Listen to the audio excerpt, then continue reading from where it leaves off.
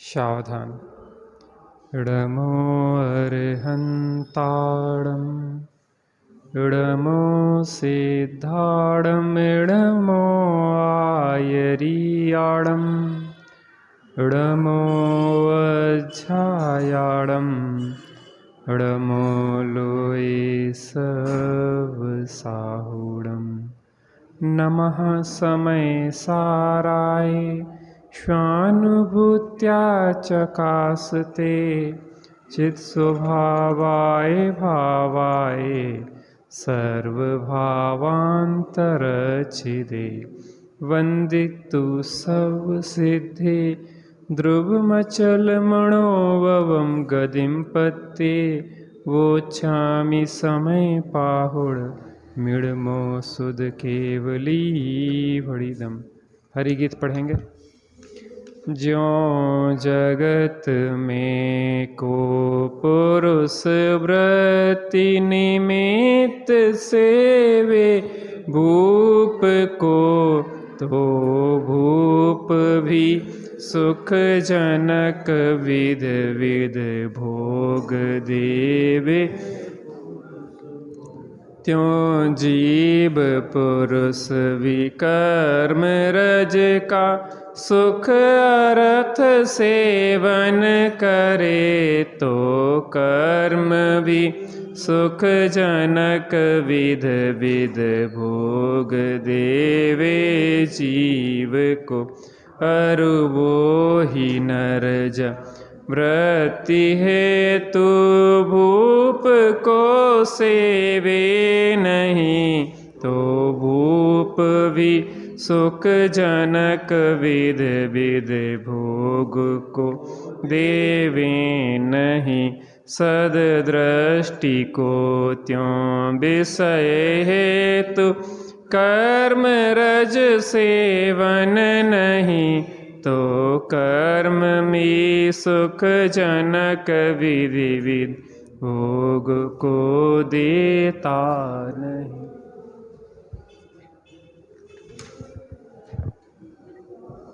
आकर्षण का नियम। जो मांगते हैं वह मिलता है। अगर हम नरक को मांगते हैं तो नरक मिलता है, स्वर्ग मांगते हैं तो स्वर्ग मिलता है, और मोक्ष मांगते हैं तो मोक्ष मिलता है। बहु आरंभ बहु परिग्रह नरक के आकर्षण का नियम है। बहु आरंभ बहु परिग्रह रूप नारकी भावों को करेंगे तो नरक आकर्षित होगा। बहु आरंभ बहु परिग्रह के भाव रूप जो भाव हैं, संग्रह के भाव हैं, वह नारकी भाव हैं, क्योंकि उसमें अति संकलेशता होती है। हमें लगता है कि बहुत भोग सामग्री को इकट्ठा करने का भाव भला है, लेकिन जो भोग सामग्री को बहु आरंभ बहु परिग्रह को संग्रह करने का भाव जब हम करते हैं, तब हम नरक की पीड़ा को भोगते हैं। क्या कहा? नरक की पीड़ा को भोगते हैं जब संक्लेशता होती है परिणामों में बहुत तीव्र संक्लेशता। कैसी संक्लेशता होती है? जैसे नारकियों को संक्लेशता होती है। आप नरक को बाहर की सिचुएशन से देख रहे हैं, लेकिन भावों से देखा जाए तो जो बहु आरंभ परिग्रह का भाव है वह नारकी भाव है, क्योंकि जैसे भाव करते हैं वो आकर्षित होता है। जो मांगते हैं सो मिलता है। क्या कहा? जो मांगते हैं वो मिलता है। आपकी चॉइस है, आपका डिसीजन है, आप क्या चाहते हैं। आप संक्लेशता चाहते तो बहुत संक्लेशता के स्थान में भेज देगी प्रकृति। आप अगर शांति से जीना चाहते हैं तो अल्प आरंभ अल्प परिग्रह कम संक्लेशता रूप जीवन जीते हैं, तो प्रकृति कहती है कि मनुष्य गति में चले जाओ, आपके जैसे भाव है हम वहां भेज देंगे। ये आकर्षण का नियम है। और ज़्यादा संतोष वृत्ति से जीते हैं, थोड़ा बाहर में व्यवहारिक साधना पद्धति को अपनाते हैं। व्यवहारिक साधना पद्धति की बात कर रहे हैं, कुतप आदि तपते हैं, तो प्रकृति वहाँ भेज देती है स्वर्गों में, तथास्तु जाइए। आपने चुना है, आपने चुना है, आपने वो स्वर्गीय भाव यहाँ किए हैं, तब स्वर्ग गए हो आप। जैसे स्वर्ग के देवों के भाव होते हैं, जो यहाँ करता है तब स्वर्ग जाता है। किसी में ताकत नहीं है कि यहाँ स्वर्गीय भाव किए बिना कोई स्वर्ग चला जाए। किसी में ताकत नहीं है कि यहाँ नरक जैसे भाव किए बिना कोई नरक चला जाए। दूसरा भेजते ही नहीं है, दूसरे का कोई रोल है ही नहीं। कल अपन ने चर्चा की थी कि कर्म व्यवस्था सबसे ईमानदार व्यवस्था है, भेदभाव नहीं है, बदमाशी नहीं है, रिश्वतखोरी नहीं है। आपके यहाँ की करेंसी कर्मलोक में नहीं चलती,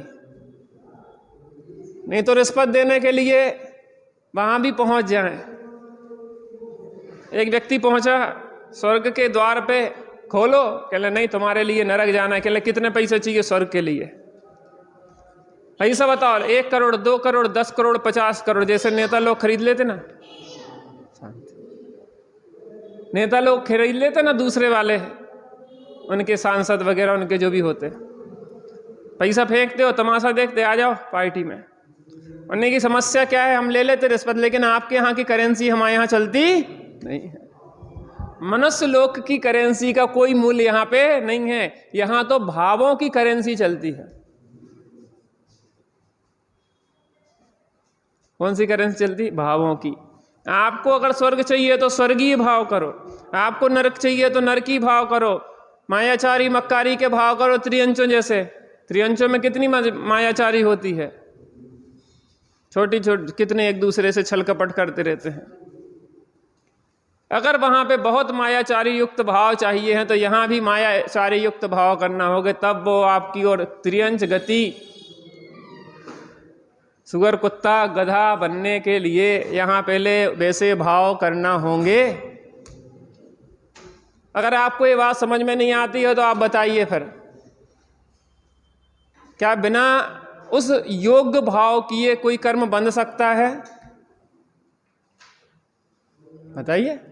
2 दूनी 4 जैसा हिसाब है। यहाँ तो कोई बदमाशी का काम ही नहीं है। अंदर आप भाव कर रहे हो त्रियंच गति के, हो बाहर से वेश धारण किए हो बढ़िया वाला, तो बाहर की पढ़ते मरते नहीं देखते, वो तो अंदर जाके सीधे भावों को पकड़ते हैं।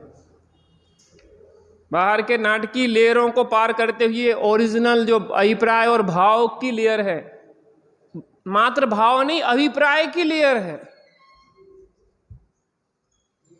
अभिप्राय सबसे मुख्य है। दुनिया भावों को सुधारने की बात करती है, लेकिन जैन शासन एकमात्र है जो अभिप्राय को सुधारने की बात करता है, क्योंकि अभिप्राय सुधरे बिना भाव सुधरते नहीं है। भावों को सुधारो, भावों को सुधारो। भाई साहब, अभिप्राय सुधर जाता तो भाव तो ऑटोमेटिक सुधरने लग जाते हैं। माँ का अभिप्राय बच्चे का हित करना है तो वो मार भी रही है, तो अभिप्राय क्या है उसका? सुधारने का। भाव अभी कैसे चल रहे हैं? संक्लेशता रूप, डांटने रूप, पिटाई लगाने रूप भाव कैसे चल रहे हैं, लेकिन फल कायगा लगेगा। एक बच्चे का किडनैप करने वाला है, वो किडनैप करने के लिए टॉफी बिस्कुट खिला रहा है, दुलार रहा है, पुचकार रहा है, बेटा बेटा मम्मी तो गंदी है, चलो हमारे साथ। तो वो अच्छा है कि बुरा है? भाव तो अच्छे चल रहे हैं, भाव अच्छे चल रहे हैं, लेकिन अभिप्राय खोटा है। और फल कायगा लगेगा? अभिप्राय का। एक कुत्ते को पुचकार पुचकार के बुला रहा है और लड्डू खिला रहा है, ले खाओ खाओ खाओ आ जाओ, और एक डंडा मार रहा है, कुत्तों को लड्डू खाने नहीं दे रहा।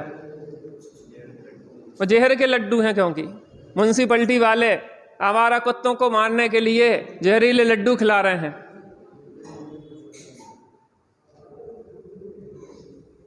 आप या तो क्रिया को पकड़ते हैं या भावों को पकड़ते हैं, लेकिन कर्म पकड़ते हैं अभिप्राय को। आपका अभिप्राय क्या है? एक आरिका रह रही है और एक सामने वेश्या रह रही है। वेश्या आरिका का जीवन देखती है, आरिका वेश्या का जीवन देखती है। आरिका को लगता है देखो क्या सेवा करने वाले हैं, हमें तो कोई पूछ ही नहीं रहा। कहते तो देखो दिन भर सेवक लोग घूमते रहते हैं इस वेश्या के पास, गजब है इसका जीवन। अब ऐसे सोच रही है एक हमारा जीवन को धिक्कार है, हम गर्त में जा रहे हैं और देखो ये जीवन एक पवित्र आत्मा का कैसी आराधना कर रही है, किसको क्या मिलेगा। यद्यपि वेश्या वहां पे राग रंग में दिख रही है, भाव भी राग रंग युक्त चल रहे हैं, यहाँ पे भाव चल रहे हैं स्वाध्याय चिंतन मनन सामायिक के भाव, लेकिन यहाँ अभिप्राय चल रहा है भोगों का और वहां चल रहा है अभिप्राय विरक्ति का। कौन बताए इस चीज को?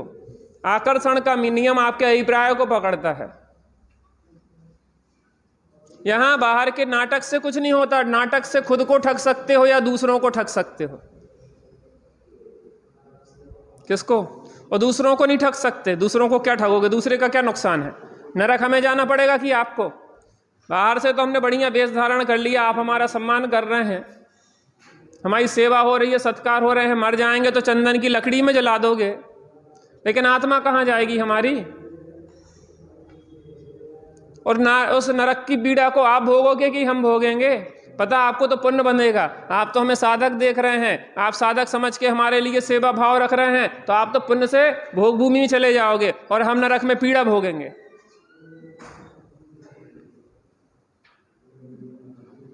भाई साहब, सबसे बड़ा ठगिया वो है जो खुद को ठगता है, और हम अपने भाव और अभिप्राय को खुद पकड़ सकते हैं, दूसरे से पूछने की जरूरत नहीं है। बस उसके लिए थोड़ी शांति से एकाग्रता से जिनवाणी का स्वाध्याय चिंतन मनन करें स्वलक्ष्य से, तो अपना अभिप्राय समझ में आना शुरू हो जाएगा। किसको ठग रहे हैं? हम दिखा रहे हैं कि हम तो सामयिक कर रहे हैं, राम नाम जपना और पराया माल अपना। बगला बड़ा खड़ा है, सीता जी ने कहने लगी कि क्या तपस्वी है महाराज। रामचंद्र जी से सीता ने कहा कि सीता, रामचंद्र जी ये बड़ा भगत दिख रहा है आपका, जो बगला एक पैर पे खड़ा हुआ राम नाम जप रहा है, बिल्कुल अखंड, बिल्कुल ऐसी शांत मुद्रा, ध्यानस्थ मुद्रा, जैसे कोई योगी खड़ा हो। कहने सीता थोड़ी देर रुक जाओ, देखो अब इसका ध्यान। और जैसे ही मछली ऊपर आई महाराज के दर्शन करने, त्यों तत्काल उसने झपट के खा लिया। इसलिए कहते हैं बगुला भगत। बगुला भक्ति से काम नहीं चलेगा। कर्म तुम्हारी बगुला भक्ति नहीं पकड़ते, कर्म तुम्हारे अभिप्राय को पकड़ते हैं।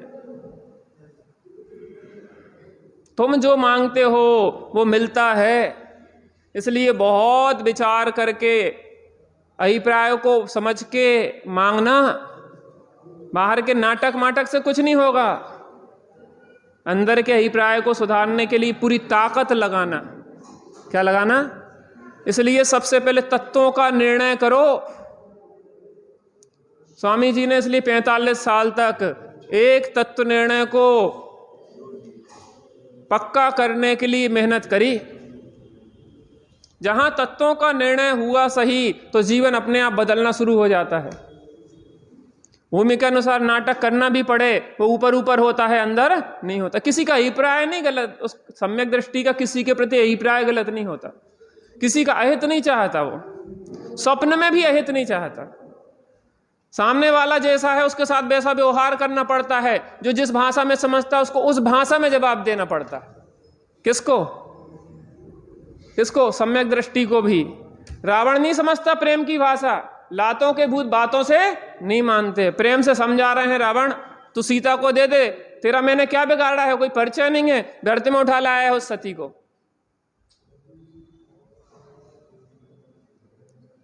लेकिन पाकिस्तान प्रेम की भाषा समझता नहीं है। जब 2-4 छापड़ घल जाते हैं तो अपने आप दुम हिलाना शुरू कर देता है, छोड़ दो छोड़ दो छोड़ दो, अब नहीं करेंगे। लेकिन वो कुत्ते की दुम सीधी होने वाली नहीं है। जब फिर वो गड़बड़ करे भोगे तो फिर 2-4 झापड़ लगा दो तो फिर शांत हो जाएगा। ऑपरेशन सिंदूर जारी है, अभी खत्म नहीं हुआ। ऑपरेशन मिथ्यात्व अभी जारी है। जब तक मिथ्यात्व बेरी का अंश भी रह जाएगा तब तक ये ऑपरेशन मिथ्यात्व जारी रहेगा।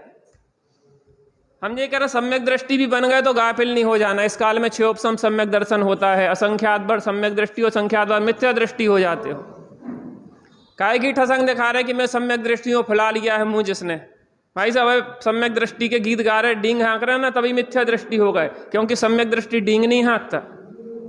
भले तुम सम्यक दृष्टि रहे हो बात अलग है, लेकिन अब अहंकार आ गया है तो नीचे पतित हो गए हो। तो फिर में समाधि तंत्र में यही चल रहा है कि अगर सम्यक दृष्टि हो तो इसका मतलब ये नहीं समझ लेना कि सम्यक दृष्टि बने रहोगे। कसाई की तीव्रता बढ़ेगी, मिथ्या दृष्टि हो जाएगी, पता नहीं पड़ेगा, खुद ही को पता नहीं पड़ेगा कि हम मिथ्या दृष्टि हो चुके। इतनी पकड़ नहीं है तुम्हें इतनी जल्दी कि तुम पकड़ पाओ, केवली भगवान समझ पाएंगे कि अब मिथ्या दृष्टि हो गए तुम। क्योंकि बाहर जीवन भी नहीं बदल पाता, बाहर के फिर सम्यक दृष्टि हो जाए, इतनी समझ में ही नहीं आती ना। अभी सम्यक दृष्टि, फिर मिथ्या दृष्टि, फिर सम्यक दृष्टि, फिर मिथ्या दृष्टि, ऐसे झूलते रहे तो लोहार की संडासी माई, क्षण में पानी में और क्षण में अग्नि माही। ये सब अभिप्राय को पकड़ना सिखाती हैं ये गाथाएं। अंतिम उपसंहार की गाथाएं चल रही। अब तो महिमा होगी सम्यक दृष्टि की। सम्यक दृष्टि एस साहस मिदम कर्तुम क्षमन्ते परम। अब महिमा होगी, गीत गाए जाएंगे। जैसे छेड़ाला में सम्यक की महिमा करी गई ना, वैसे गीत गाएंगे। सम्यक दृष्टि निसंकित होता है, सम्यक दृष्टि निकांचित होता है, निर्विचिकित्सा, उपगूहन, अमर दृष्टि। हमारा टारगेट तो स्वाध्याय यहीं तक का था। नेक्स्ट सेशन में भले अगला चैप्टर चल जाए, लेकिन ये चैप्टर जो था मूल निर्जराधिकार का, वो तो यहाँ पे अपना हो जाएगा कम से कम। आगे 8 अंगों की चर्चा को सेपरेट भी चल सकती है, उसमें कोई दिक्कत नहीं है। सम्यक दृष्टि एव साहसमिदम कर्तुम क्षमन्ते परम यद व्रजेपि पतत्यपि। वज्रपात भी हो जाए तो वो चलित नहीं होता। वज्र गिर जाए, परमाणु बम गिर जाए तो सम्यक दृष्टि चलित नहीं होता, उसकी श्रद्धा दृढ़ होती है। ऐसी महिमा सुन के हमें भी सम्यक दृष्टि बनने की लालसा जागृत हो जाती है। हमें भी ऐसी श्रद्धा, ऐसी प्रतीति लाने की लालसा जागृत हो जाती है। पेज नंबर 434 भावार्थ। पेज नंबर 434 434 भावार्थ मिल गया आपको। देखिए यहां एक आशय तो इस प्रकार है, अज्ञानी विषय सुख के लिए अर्थात रंजित परिणाम के लिए उदयागत कर्म की सेवा करता है, इसलिए वह कर्म उसे वर्तमान में रंजित परिणाम देता है। ज्ञानी विषय सुख के लिए अर्थात रंजित परिणाम के लिए उदयागत कर्म की सेवा नहीं करता, इसलिए वह कर्म उसे रंजित परिणाम उत्पन्न नहीं करता। दूसरा आशय इस प्रकार है, अज्ञानी सुख अर्थात रागादि परिणाम उत्पन्न करने वाले आगामी भोगों की अभिलाषा से व्रत तप इत्यादि शुभ कर्म करता है, इसलिए वह कर्म से रागादि परिणाम उत्पन्न करने वाले आगामी भोगों को देता है। ज्ञानी के संबंध इससे विपरीत समझना चाहिए। इस प्रकार अज्ञानी फल की वांछा से कर्म करता है, इसलिए वह कर्म को पाता है, और ज्ञानी फल की वांछा बिना ही कर्म करता है, इसलिए वह फल को प्राप्त नहीं करता। अज्ञानी विषय सुख के लिए अर्थात रंजित परिणाम के लिए उदयागत कर्म की सेवा करता है। देखो 2 चीजें हैं, पूर्व कर्म का उदय आता है, विषय सामग्री मिलती है, और उस विषय सामग्री में सुख बुद्धि, एकत्व ममत्व कर्तृत्व और भोक्तृत्व की बुद्धि पूर्वक उस विषय सामग्री को भोगना, वो रंजित परिणाम है। क्या कहा?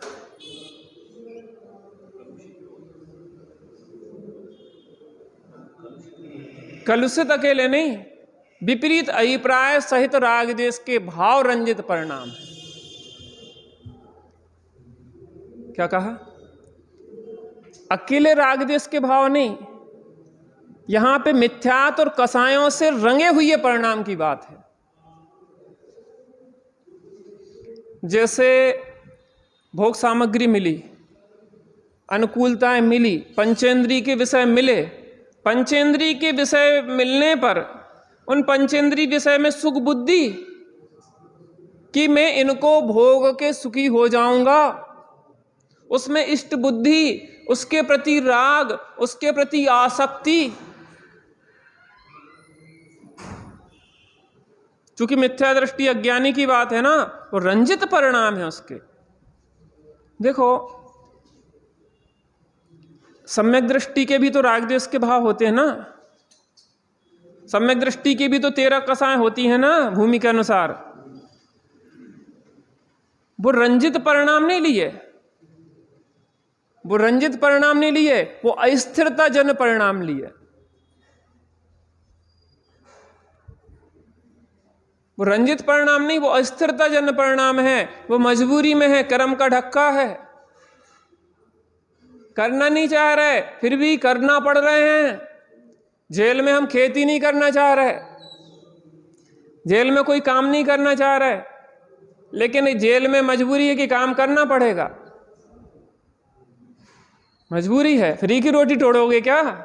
फिर घर गृहस्थी से अच्छी व्यवस्था हो गई, आना फ्री और जाना फ्री और पकड़े गए सो खाना फ्री, सो आराम से परे रहो, रोटी खा लो, तोते भी काम करवाओ, जा पत्थर तोड़ो, जाओ खेती करो, हल चलाओ, ये काम करो, सिलाई महिलाएं हैं तो सिलाई करो। अंतर आपको समझ में आ रहा ना कुछ? रंजित परिणाम माने एकत्व पूर्वक राग द्वेष के परिणाम। तो यहां कह रहे हैं कि अज्ञानी विषय सुख के लिए, विषय सुख के लिए, अभी विषयों में सुख बुद्धि है, विषयों का भोगना अलग चीज है और विषयों में सुख बुद्धि पूर्वक भोगना अलग चीज है। जैसे दवाई और मिठाई में अंतर होता है। दवाई, मिठाई खाई जाती है स्वाद के लिए और दवाई खाई जाती है स्वास्थ्य के लिए। भाई साहब, मिठाई काय के लिए खाई जाती है? स्वाद के लिए, और दवाई खाई जाती है स्वास्थ्य के लिए। दवाई खाना नहीं चाहते, दवाई नहीं खाना चाहते। किसको दवाई पसंद है यहां पे? कीमो होते ना, कीमो कैंसर के। कीमो में आपकी नसों के माध्यम से जहर पिलाया जाता है, दिया जाता है। जहर कौन डालना अपने बॉडी में पसंद करेगा? फिर भी डालना पड़ता कि नहीं डालना पड़ता? उससे तकलीफ होती कि नहीं होती?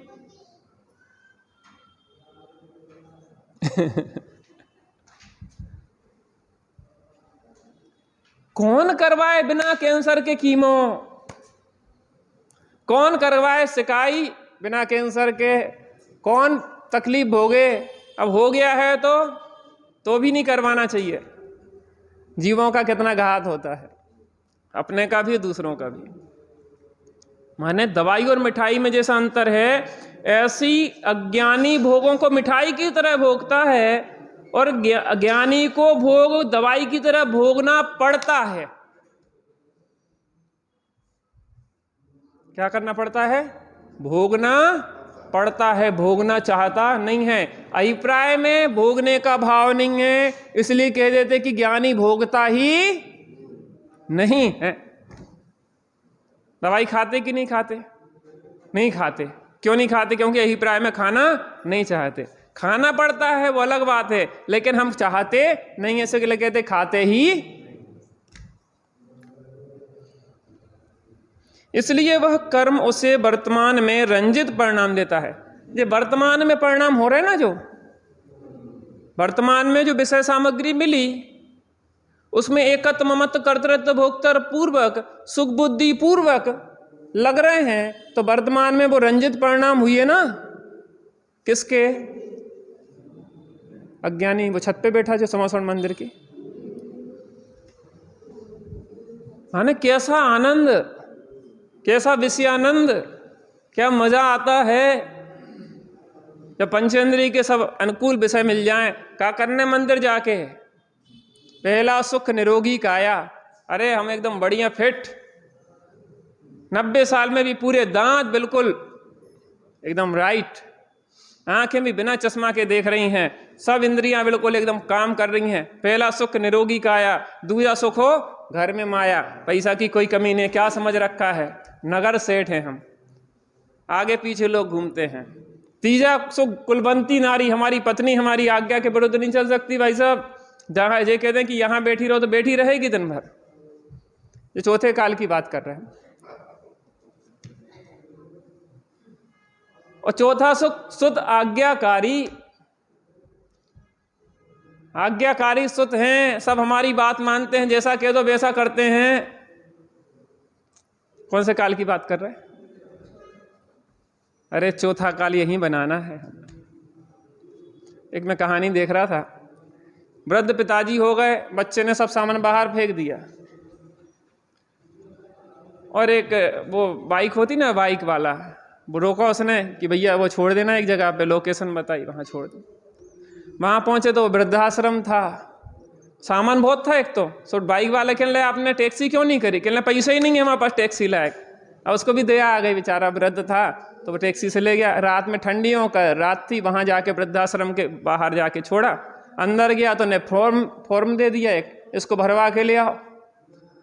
आधी रात को बहुत ठंड में बैठा ठठुरता, उस टैक्सी जो बाइक वाला था ना, बाइक वाला, तो उसको दया आ गई तो उसने दिखाया, क्या क्यों बैठे आप, कहने लगे वो गेट नहीं खोल रहा, वो उसने फॉर्म दे दिया, पहले जब फॉर्मेलिटी पूरी करो तब तुम्हारा कुछ होगा। तो वो फॉर्म उसने लिया, उसके घर पहुंच गया, जहाँ से लेने गया तो गेट खटखटाया, लड़के से कहा कि पिताजी फॉर्म नहीं भर पा रहे, थोड़ा आप फॉर्म भर देना। वो आपने घर से ढक के दे के बाहर निकाल दिया था ना पिताजी को, तो उसने भर दिया पिताजी का नाम। कहले नहीं वो आपका नाम भरना है इसमें। कहले मेरा नाम, मेरे पिताजी को जाना वृद्धाश्रम की मुझे? कहले नहीं, वो एडवांस में कि आपको रात में ठंड में ना बिताना पड़े जब लड़का आपको आपके घर से निकाल दे। अंतर समझ में आया?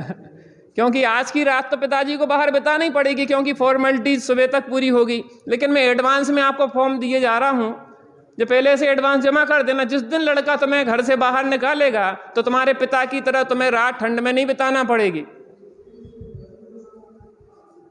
तो बच्चे को अपनी गलती का पश्चाताप होगा, उसी पे बैठा हो पिताजी के पास, क्या पिताजी चलो घर चलते हैं।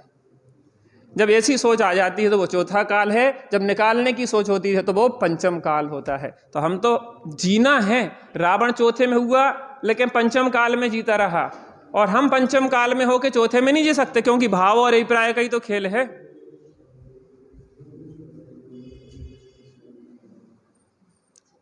तो वो वर्तमान में जो अपने एकत्व ममत्व कर्तृत्व भोक्तृत्व के परिणाम हो रहे हैं ना, जो विषय सामग्री मिल गई है, बढ़िया मजा, सब कुछ सब बढ़िया चल रहा है, कोई दिक्कत नहीं है।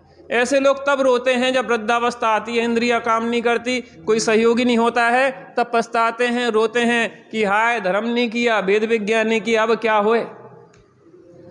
तो उनसे कहते हैं कि अब पछताए होत का जब चिड़िया चुग गई खेत। बुढ़ापे में जागते हैं कि जब इंद्रियां काम नहीं करती, समझने लायक बुद्धि नहीं है, शरीर काम नहीं करता है, अब सोचते हैं कि ध्यान लगाएं। आत्मा का ध्यान होगा कि बीमारियों का ध्यान होगा?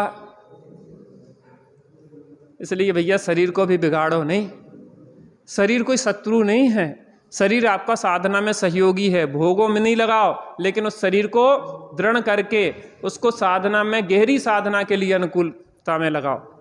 शरीर पंचम काल के शरीर खटारा है, थर्ड पार्टी वो गाड़ी होती ना, क्या कहती, थर्ड हैंड, इस तरीके की गाड़ी है। थोड़ा भी आपने खींचतान करी ना, बिगड़ जाएगी ना, चेपो चेपो चेपो जिंदगी भर करती रहेगी। उपयोग स्थिर नहीं होता आसन की स्थिरता के बिना। इसलिए मोक्ष जाने के लिए वज्र पर सब नारा सहनन चाहिए। जो खटारा सहनन काम नहीं करते मोक्ष जाने वाले के लिए। यहाँ बहुत संतुलन के साथ जीना पड़ेगा। भोगों में भी लगेंगे ना तो इंद्रियां, जिस इंद्रिय संबंधी भोगों में प्रचुरता से लगते हैं वो इंद्रियां खराब हो जाती हैं। उस संबंधी रोग उत्पन्न होते हैं। आंखों से मोबाइल को देखोगे ना तो आंखें पूरी नष्ट हो जाएंगी, बुढ़ापे में अंधे हो जाओगे।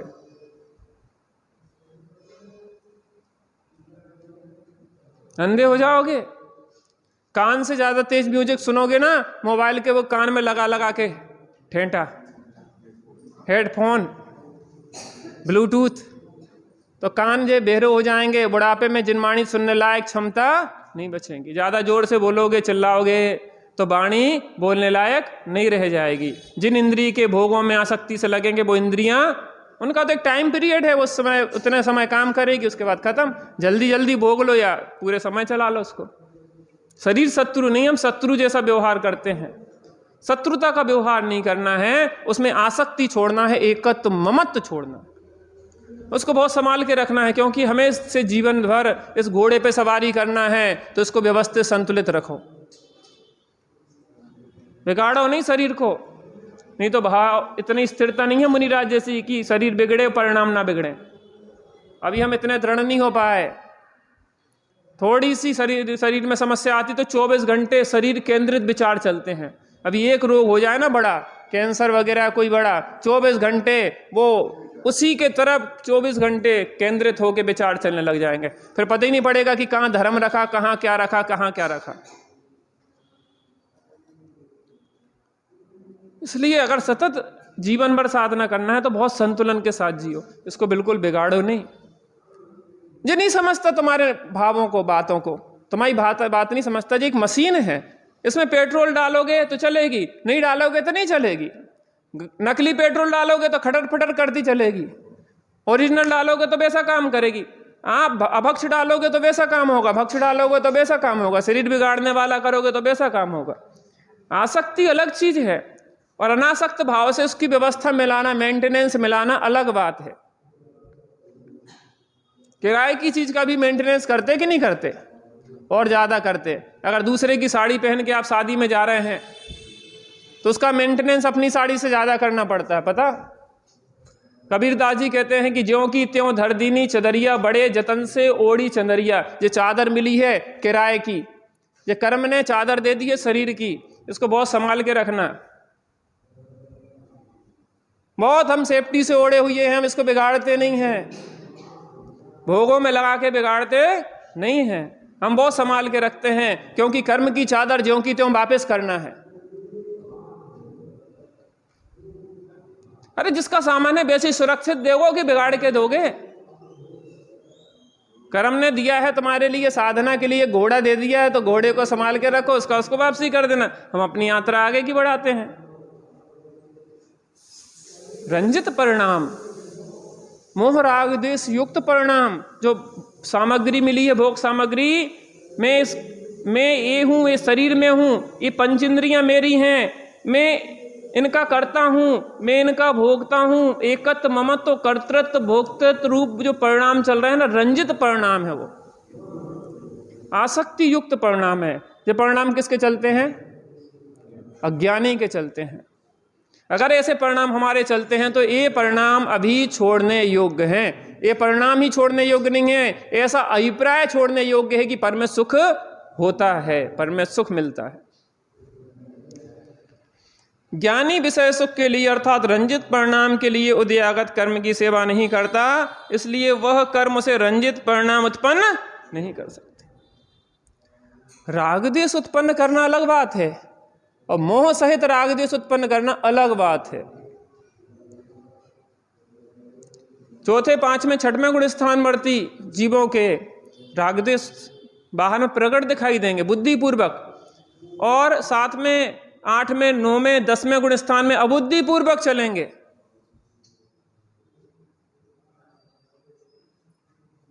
यहां बुद्धिपूर्वक चल रहे हैं। बाहर में 28 मूल गुणों के पालन में बिना कसाय के क्या 28 मूल गुणों के पालन का भाव चल सकता है? आहार के लिए निकलने की जो भावना है वो क्या बिना कसाय के हो जाएगी? एक सांप्रदायिक आश्रय होता है, एक ईर्या पथ आश्रय होता है, जो कसाय युक्त चेष्टाएं होती हैं, आश्रय होता है कसाय से, वो कौन सा कहलाता है? सांप्रदायिक। और ईर्या पथ माने बिना कसाय के जो गमन आदि होता है, केवली आदि के, वो ईर्यापथ। अभी सांप्रायिक आश्रव है, राग है, अभी राग पूर्वक प्रवृत्ति है, लेकिन प्रवृत्ति होना, राग होना अलग बात है, और राग को भला मान के राग होना अलग बात है। राग को भला मान के अगर लगते हैं आसक्ति पूर्वक, तो वो क्या हो गया, अभिप्राय की विपरीतता हो गई, और उसको कहते हैं रंजित परिणाम।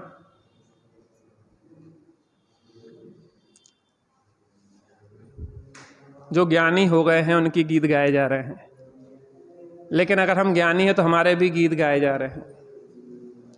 और अगर आप भी जिनवाणी सो इंद्रों की साक्षी में तीर्थंकर परमात्मा द्वारा आप अपने गीत गाते हुए सुनना चाहते हैं, तो आप भी ज्ञानी बन जाइए। अनंत ज्ञानी आपके गीत गाने लग जाएंगे। ये जिनवाणी में उन ज्ञानियों की ही प्रशंसा है। अगर हम ज्ञानी बन गए हैं तो हमारी प्रशंसा जिनवाणी कर रही है, मूर्खों द्वारा प्रशंसा करवाने योग्य नहीं। चलिए, समय हो गया।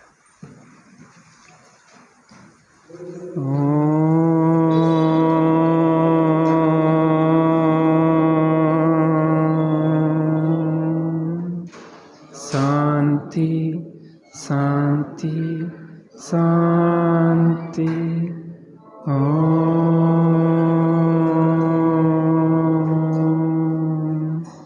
शांति शांति शांति।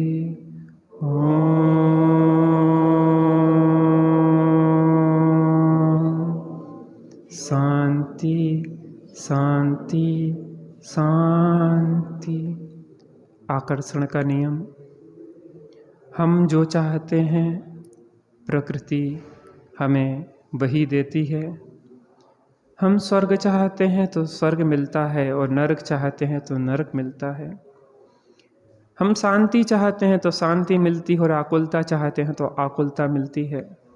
हम संसार चाहते हैं तो संसार मिलता है, और मोक्ष चाहते हैं तो मोक्ष मिलता है। मोक्ष मिलता है बीतरागी भावों से, और संसार मिलता है मोह राग द्वेष के भावों से। हमारा चुनाव है, हम क्या चाहते हैं। अगर हमें मोक्ष चाहिए है तो स्वाश्रित सम्यक रत्नत्रय के भाव करने का अंतर्मुखी अभ्यास करते हैं।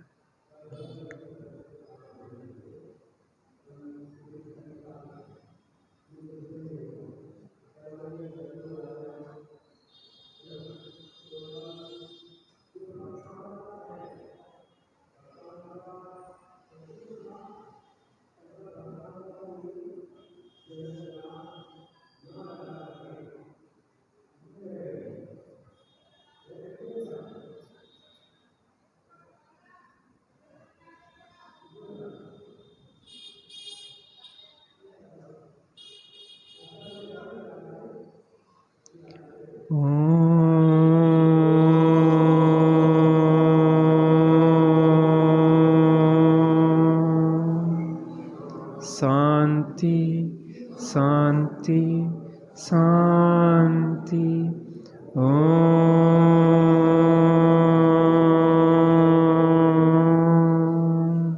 शांति शांति शांति।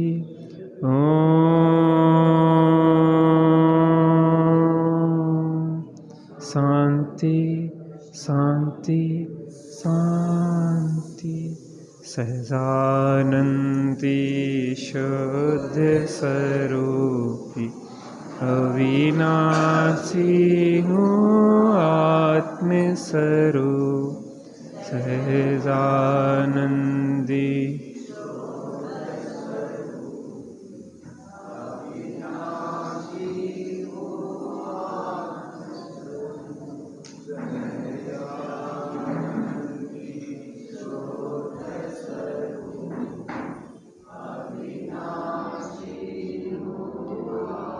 सापेक्ष अमृत जिन बचन निरपेक्ष सत चैतन्य घन दरसा रहे कलिकाल में अनुभव करो हे भव्य जन।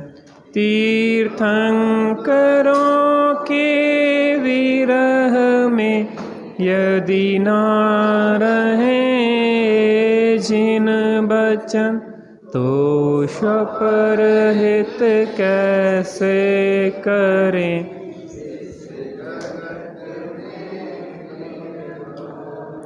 अज्ञान बस भ्रमते रहें पशुवत,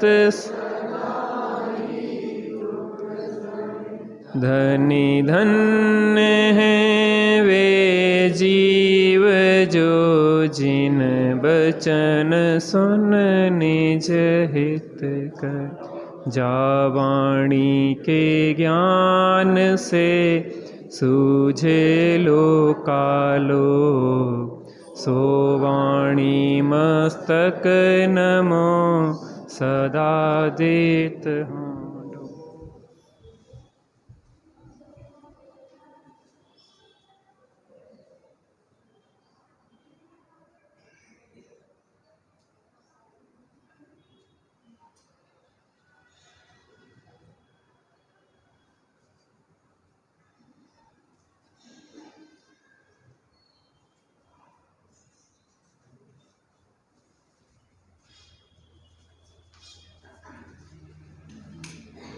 द्वादशांगिन वाणी माता की जय हो, महाजैन धर्म की जय हो, पंचपरमेष्टि भगवान की जय हो।